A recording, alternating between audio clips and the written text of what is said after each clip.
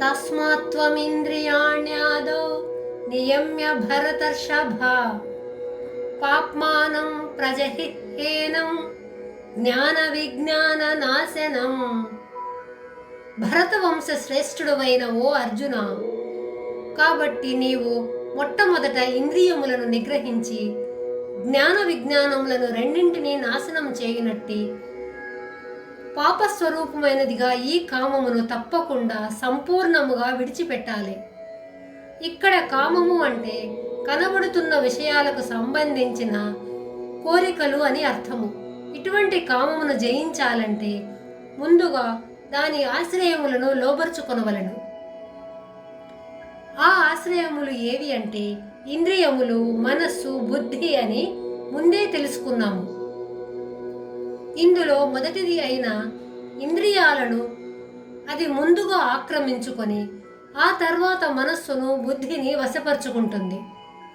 కాబట్టి సాధకుడు మొట్టమొదట కామము మొదట ఆశ్రయించిన ఇంద్రియములను మనిషి వశపరుచుకుంటే కామము ముందుకు వెళ్లకుండా అక్కడే అణిగిపోతుంది. కాబట్టి శ్రీకృష్ణుడు కామజయమునకు మొదటగా ఇంద్రియాలను స్వాధీనం చేసుకొనవలసిందిగా ఆనతినిచ్చెను. పాప్మానం అని చెప్పటం వలన ఈ కామము పాపస్వరూపమైనది అని దానిని గురించి మళ్ళీ మళ్ళీ దాని హీన స్వరూపమును బయట పెట్టుచున్నారు భగవంతుడు. ఎందుకంటే దాని నుండే అనేక పాపములు పుట్టుకొస్తున్నాయి. కామాంధులై ఎందరు ఎన్ని ఘోర పాపములకు ఒడిగట్టుచున్నారో లోకానికి తెలిసిన విషయమే. అంతేకాదు, ఈ కామము మనిషి జ్ఞాన విజ్ఞానములను రెండింటినీ నాశనం చేస్తుందని చెప్పటమైనది. జ్ఞానము అంటే శాస్త్రజ్ఞానము, విజ్ఞానము అంటే అనుభవ జ్ఞానము.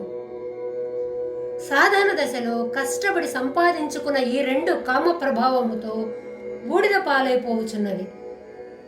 అనుభవం ఉన్న ఎందరో శాస్త్రవేత్తలు ఈ కామం వల్ల తమ విజ్ఞానం కోల్పోయి ఎందుకు పనికిరాని వారిగా ప్రవర్తించే వాళ్లను లోకం చూస్తూనే ఉంది. కామము ఇంతటి వినాశకర శక్తిగా ఉన్నప్పటికీ ఎవరూ భయపడనవసరం లేదు. అభ్యాస మార్గంలో వివేక వైరాగ్యములతో దానిని బయటికి గెంటి వేయవచ్చునని భగవానుడు తెలుపుతున్నారు. అన్ని అధర్మమైన కోరికలను విడిచిపెట్టవలనని ఈ శ్లోకంలోని అర్థము.